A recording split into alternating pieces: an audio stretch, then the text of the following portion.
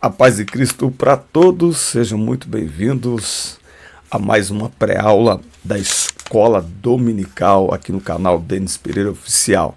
Sou o presbítero Denis Pereira, da AD Belém, Campinas, São Paulo, e é um prazer recebê-los por aqui para mais uma sequência de videoaulas da Escola Dominical. Aqui neste canal você vai encontrar as videoaulas para as classes de pré-adolescentes, adolescentes, juvenis, jovens e adultos.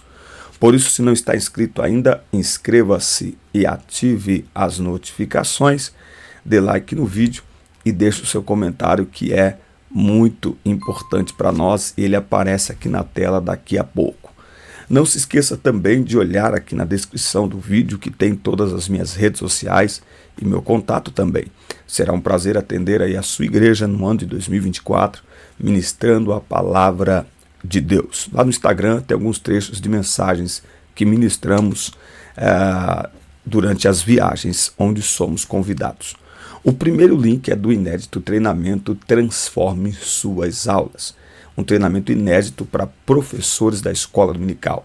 Nele eu vou te ajudar a preparar uma aula, a planejar uma aula, a aplicar uma aula, que é ajudar o aluno a colocar em prática o que aprende na sala de aula. E também vou te ajudar a diversificar a sua forma de dar aula. Na mesma classe existem alunos que aprendem escutando, outros aprendem repetindo, outros aprendem anotando, outros aprendem discutindo. Toda vez que o professor diversifica a forma de dar aula, dando aos alunos a oportunidade de interagirem, de discutirem, pedindo que eles façam anotações, o professor está tornando sua aula mais dinâmica e ajudando os alunos a absorverem mais do conteúdo. Tudo isso e muito mais com preço promocional de lançamento de 70% de desconto. Está imperdível. Adquira já o treinamento Transforme Suas Aulas no primeiro link aqui da descrição. Fé para crer na ressurreição de Cristo é o título da lição 12, classe de jovens, lição linda, antepenúltima aula da Escola Dominical em 2023. Mas Deus remirá minha alma do poder da sepultura, pois me receberá. Salmos 49:15. A ressurreição de Jesus é a garantia de que todos os que morreram em Cristo um dia também ressuscitarão. Paulo deixa isso muito claro lá em 1 Coríntios, capítulo 15. Leia o capítulo inteiro, você vai ver Paulo discursando aí sobre isso. Ele vai dizer: se esperamos em Cristo só nesta vida, somos mais miseráveis dentre os homens. Muitos dizem que ele não ressuscitou, mas se Cristo não ressuscitou, não há ressurreição. Se não há ressurreição dos mortos, então os mortos não ressuscitam, então logo Cristo não ressuscitou, vossa fé é vã, mas Cristo ressuscitou e foi feita a primícia dos que dormem. Tá? Bom, o texto aqui bíblico está em Lucas 24, do 1 ao 7. A introdução diz o seguinte: prezado, você já deve saber que Deus criou o homem à sua imagem e semelhança e que antes da queda a morte não tinha domínio sobre a humanidade. Contudo, como um ser moralmente livre, o homem pecou, permitindo que o pecado entrasse no mundo e com ele a morte. Tá? O salário do pecado é a morte. Mas Jesus veio ao mundo, morreu na cruz por nossos pecados, e sua morte e ressurreição garantiram que a penalidade do pecado da morte fosse vencida. A morte venceste, o véu tu rompeste, a tumba vazia agora está. Isso aí. Bom, vamos lá. Veremos que se o Filho de Deus não ressuscitasse, vã seria a nossa fé. Tá? Vamos lá. Teorias a respeito da ressurreição. Tópico 1. A ressurreição aconteceu. A busca pela razão e provas incontestes da realidade levou muitos pensadores a duvidarem da ressurreição de Jesus Cristo. Eu indico a vocês o filme Em Defesa de Cristo, baseado em uma história real de um jornalista ateu que ele e sua esposa eram ateus, até que a filha do casal, em um restaurante, num jantar, ela engasga com, não me lembro agora, uma azeitona lá, alguma coisa, e eles tentam livrá-la daquele engasgo e uma senhora se aproxima e faz aquela manobra na criança, e a criança joga para fora aquilo que estava atrapalhando a sua garganta e a sua respiração. E eles vão ao hospital, né, para ver se está tudo bem com a menina e tal, está tudo bem. Sua esposa fica encantada com o trabalho daquela mulher e descobre que ela é enfermeira naquele hospital. Então ela começa a frequentar aquele hospital para conversar com aquela mulher e tal. E essa mulher lhe apresenta o evangelho. E então a esposa deste homem, os dois eram ateus, a esposa, por conta dessa enfermeira, conhece Jesus. E ele fica muito indignado, ele fala: quem é esse Jesus? Você está me traindo com Jesus. E ele é um jornalista investigativo, então o que ele vai fazer? Ele vai percorrer o mundo atrás de evidências de Jesus Cristo. Na verdade, o que ele quer é desacreditar Jesus Cristo. Então ele vai atrás de historiadores, ele vai atrás de arqueólogos. Acontece que quanto mais ele pesquisa, quanto mais ele investiga, mais ele se convence da realidade de Jesus Cristo, né? E aqui no Brasil nós temos Augusto Cury, que se autodeclara o maior ateu que já existiu nesta terra.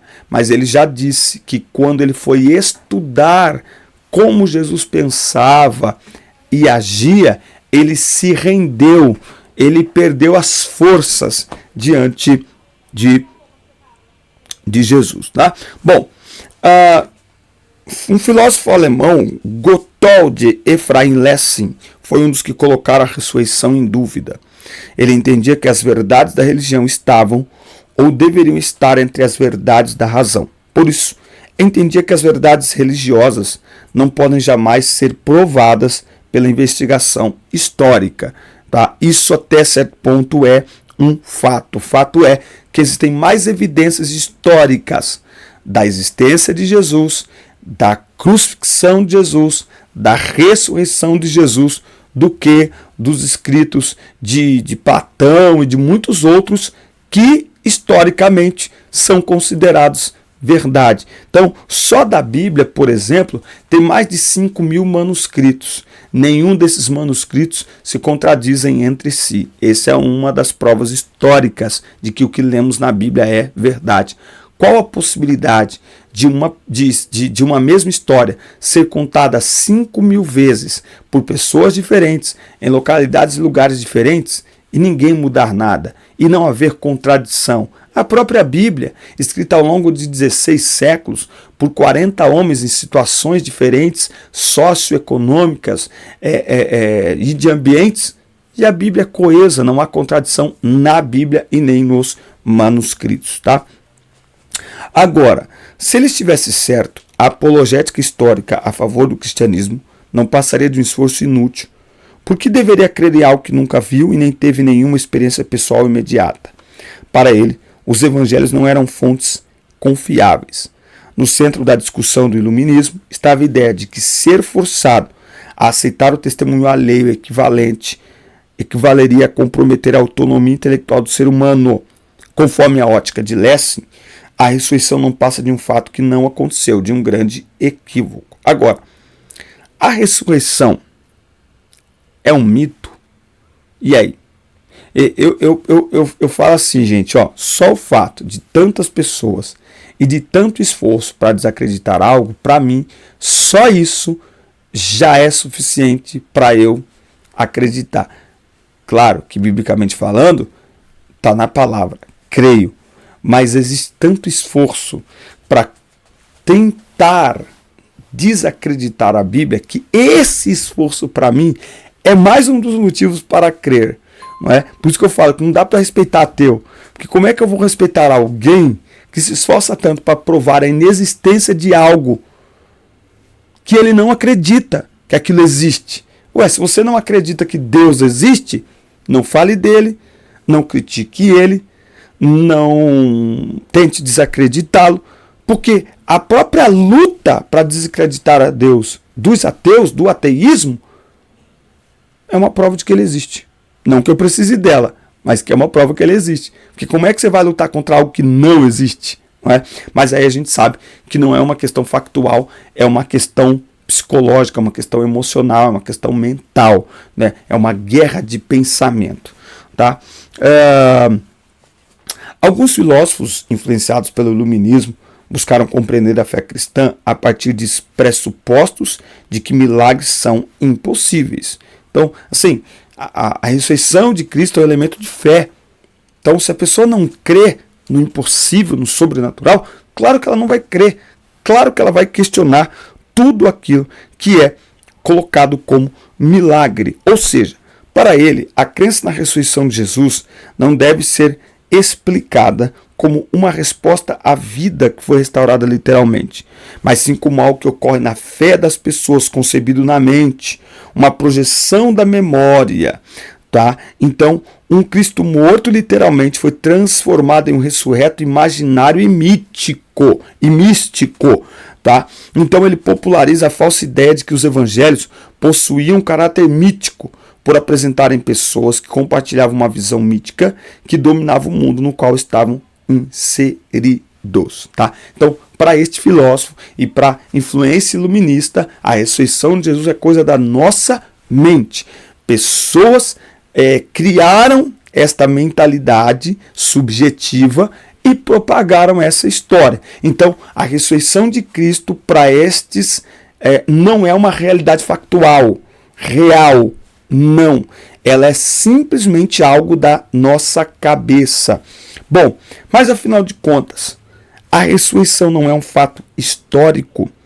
Rudolf Bultmann, teólogo alemão, entendia que na era científica seria simplesmente impossível acreditar em milagres e na ressurreição corpórea de Cristo. Para ele, é impossível recorrer ao auxílio da medicina ou das descobertas científicas modernas e, ao mesmo tempo, acreditar no mundo dos espíritos e dos milagres apresentados no Novo Testamento. Então, enfim, para estes que pensam desta forma, a ressurreição de Cristo não passa de um mito. Agora, nós não concordamos e nem aceitamos a proposta de Bultmann, pois embora a doutrina da ressurreição dos mortos não estivesse plenamente revelada nas páginas do Antigo Testamento, havia o ressuscitamento de algumas pessoas. Então houve ressurreição já no Antigo Testamento. O Novo Testamento registra vários casos de pessoas que experimentaram o ressuscitamento e algumas foram efetuadas pelo Senhor Jesus, enquanto outras por seus apóstolos. Entretanto, em todos esses casos, exceto a ressurreição de Jesus, as pessoas ressuscitadas morreram novamente. Tá? Então, a gente tem elementos na própria Bíblia para acreditar na ressurreição dos mortos. Tá? Agora, claro que isso é um elemento de fé. E esperar que alguém que não crê no sobrenatural creia na ressurreição de mortos, que é um milagre sobrenatural, não é? Só para reforçar ainda mais, né, porque se é um milagre é sobrenatural, enfim, mas esperar que pessoas que não creem no poder de Deus, que não creem em Deus, creiam nos seus milagres, é esperar demais. Agora, aceitar que quem não crê em Deus venha nos dizer ou venha desacreditar a nossa fé, aí já é demais, né? Então eu respeito o pensamento deles, mas não dá para aceitar, porque eu não posso aceitar o argumento de quem não crê naquilo que eu acredito. Tá? Bom, segundo tópico, evidências da ressurreição de Jesus. Sim, tem evidências. Esse filme que eu assisti e estou indicando a vocês, Em Defesa de Cristo, ele vai apresentar evidências. Tá? Inclusive, aqueles filmes Deus Não Está Morto, aqueles filmes, eles apresentam evidências históricas aí da existência, da ressurreição de Jesus, tá? Bom, a ressurreição de Jesus é uma das verdades fundamentais do Evangelho. A outra é sua morte expiatória. Cremos que Cristo morreu por nossos pecados e que ele ressuscitou ao terceiro dia. Sem a ressurreição, a morte de Jesus seria apenas um ato heróico de algum mártir, como tantos outros. Jesus seria mais um Estevão. Né? A ressurreição é a afirmação da divindade de Cristo. Sem a ressurreição de Jesus dentre os mortos, a fé cristã seria em vão. não é? Então veja que Jesus disse lá em João 14, ó, não se turbe o vosso coração. Credes em Deus, crede também em mim, na casa do meu pai, muitos morados, se não fosse assim, eu teria dito, porque eu vou preparar lugar, e quando eu for, virei outra vez. Aí lá no versículo 16 ele vai dizer, ó, não vos deixarei órfãos, mas eu enviarei o outro Consolador. Então, a descida do Espírito Santo em Atos 2, ela é a manifestação da aprovação de Deus à ressurreição de Cristo. Se Jesus não ressuscita, como é que ele vai para o Pai? Se ele não vai para o Pai, não vem o Espírito. Então ele ressuscitou, voltou para o Pai. Quando ele volta para o Pai, 40 dias após a sua ressurreição, 10 dias depois disso, desce o Espírito Santo. Ou seja, é uma afirmação divina de que o sacrifício foi aceito. O Cristo ressuscitado, não é? Então a obra plena da salvação, ela traz juntamente consigo o quê? A ressurreição de Cristo. Então nós temos na palavra de Deus, nos evangelhos, nós temos aqui diversas citações, inclusive na própria forma como os evangelhos testemunham a ressurreição de Cristo, não é? Veja que eles testemunham o mesmo evento com palavras e com detalhes diferentes, tá? Então é simplesmente improvável que 4 pessoas se sentassem para escrever separadamente um relato que jamais havia ocorrido. É preciso mais fé para acreditar nisso do que para crer na veracidade das testemunhas, tá? Então, veja, 4 pessoas se assentam para escrever sobre a ressurreição, em momentos diferentes. E eles escrevem, Mateus, Marcos, Lucas e João, eles apontam detalhes diferentes. Lucas, como médico, ele mostra a crucifixão e a ressurreição de Jesus de forma diferente. E isso fortalece ainda mais a veracidade do testemunho. Porque o que são os evangelhos? Os evangelhos são um testemunho daquilo que eles viram, presenciaram enquanto Jesus esteve aqui entre os humanos, não é? E todo testemunho, uma das questões, das características de um testemunho para ser considerado verdadeiro é exatamente que as testemunhas, ao testemunharem sobre um fato, elas apresentem detalhes diferentes.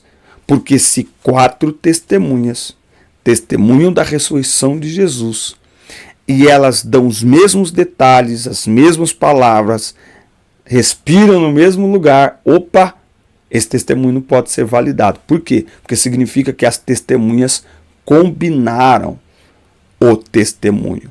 Então o fato de um mesmo fato ser testemunhado por pessoas diferentes e elas falarem detalhes diferentes, sem mudar a cena, sem mudar os fatos, mostra que elas realmente estão testemunhando a verdade, mas sobre a ótica delas, sobre o lugar em que elas estavam. Um estava mais perto, o outro estava de um lado, o outro estava do outro, um estava na frente, entendeu? Então tem detalhes que um viu que o outro não viu, mas no final a história é a mesma. O fato é o mesmo. Evidências circunstanciais. O cerne da mensagem pregada pelos cristãos do primeiro século era a ressurreição de Jesus Cristo. Você acredita que eles usariam uma mentira como pedra fundamental de sua pregação e credo? Será que estariam dispostos a morrer por causa de uma frase, de uma fraude? Não é? Então nós precisamos nos perguntar, será que pessoas morreriam? O que essas pessoas ganhariam morrendo por uma fraude? Não só os que morreram no início da igreja, mas todos os dias pessoas morrem por amor a Cristo. Quanto tempo dura uma fraude? Se o testemunho destes apóstolos tivesse sido comprado, quanto tempo dura uma mentira? Quanto tempo dura uma fraude? quanto tempo pessoas aceitariam morrer por uma mentira. Então, o próprio fato de pessoas testemunharem, e não testemunharem apenas com a palavra, mas testemunharem com a palavra, com a vida e até com a morte, é mais um dos detalhes que mostra que o que está nos evangelhos é a verdade, ainda que não seja possível fazer um teste em laboratório, que é o que as pessoas gostariam, não é? E eu até acredito que de maneira proposital, Deus não permitiu que nenhum elemento de Jesus ficasse. Porque você veja que eu tenho percebido ultimamente uma certa idolatria até mesmo com o Rio Jordão. Esses dias eu achei engraçado que alguém disse, duas pastoras, pseudo-pastoras, de uma igreja inclusiva muito grande aqui no Brasil, e elas foram com uma turma para Jerusalém, e elas gravaram um vídeo dizendo: olha que alegria, nós estamos aqui, viemos aqui para confirmar o nosso batismo nas águas onde Jesus se batizou. Eu dei risada, eu falei: gente, estas águas não são as águas que Jesus se batizou, meu Deus. Isso é um rio. Se é um rio, não é a mesma água. E mesmo se fosse uma represa de água parada de 2000 anos para cá, será que essa água de quando Jesus batizou já não tinha evaporado? Que ela é a mesma água? Não é a mesma água. Outra coisa, não existe dois batismos. Efésios 4, há um só batismo, não é? Então, eu tenho percebido uma idolatria com o túmulo, que é um lugar que eu até desejo visitar, mas eu tenho percebido uma idolatria maior com o Rio Jordão. Tenho percebido ultimamente muitas pessoas fazendo viagens para Jerusalém. É interessante que, né, se a pessoa é um artista, alguém famoso, vai batizar no Rio Jordão. Não vou batizar no tanque batismal de uma igreja qualquer. Vou batizar no Rio Jordão, porque aqui Jesus batizou. E esse negócio de rebatismo, né?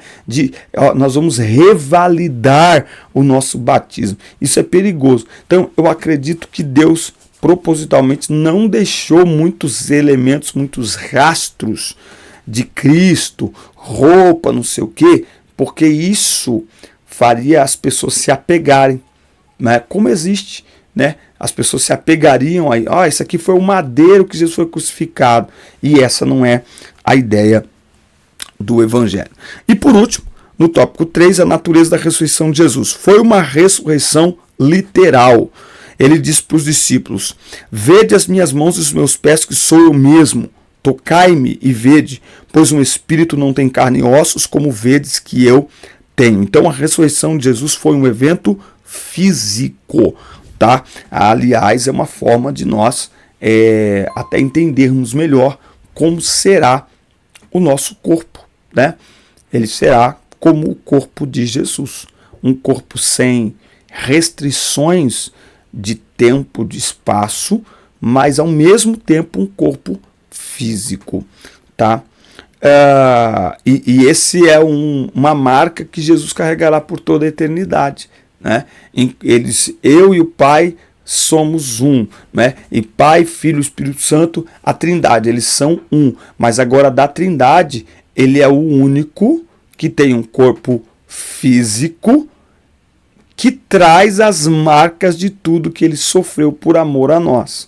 Então nós sofremos por um momento, por toda a eternidade, nunca mais carregaremos nenhuma marca do sofrimento que passamos aqui na terra. Mas Jesus, por toda a eternidade, trará no seu corpo as marcas da cruz, as marcas que o nosso pecado causou. Os discípulos no caminho de Emaús, e aí é uma evidência espiritual também, não é? E a ressurreição de Jesus foi ímpar. A ressurreição de Jesus difere de todas as outras narradas nas Escrituras, pois ele é o Deus que se fez carne, o que morreu por nossas transgressões e ressuscitou para nossa justificação, tá? Então, crer na ressurreição literal, corpórea de Jesus é a base da nossa fé. Ele ressuscitou, deixa eu ver se eu acho esse texto aqui para concluir esta aula. Ele morreu por nós e ele ressuscitou para nossa justificação. Romanos capítulo 4 e versículo 25. O qual foi entregue por nossas ofensas e foi ressuscitado para nossa justificação. Tá? Versículo 34 de Romanos 8. Olha que lindo. Quem é que o condenará? Quem é que o condenará? É Cristo que morreu, sim, que foi ressuscitado, está à direita de Deus, intercede por nós. Então percebe que a ideia de desacreditar a ressurreição de Jesus é uma ideia de desacreditar o Evangelho. Então, por isso que nós não podemos brincar com isso. E nós precisamos ter coragem de declarar: Jesus ressuscitou. Ele ressuscitou. E porque ele vive, eu posso crer no amanhã. Porque ele vive, temor não há. Porque ele vive, eu bem sei que a minha vida está nas mãos do meu Jesus, que vivo está. Amém, meus amigos? Forte abraço, assista, curta, compartilhe. Obrigado por nos acompanhar em mais uma pré-aula. Não perca, na próxima aula nós falaremos sobre fé para crer na realidade do sofrimento eterno. Tem pessoas por aí dizendo que não haverá sofrimento eterno. Como é que um Deus de amor vai condenar as pessoas a sofrerem eternamente? Isso não combina com o amor de Deus. Será? Nos vemos na próxima aula. Deus abençoe.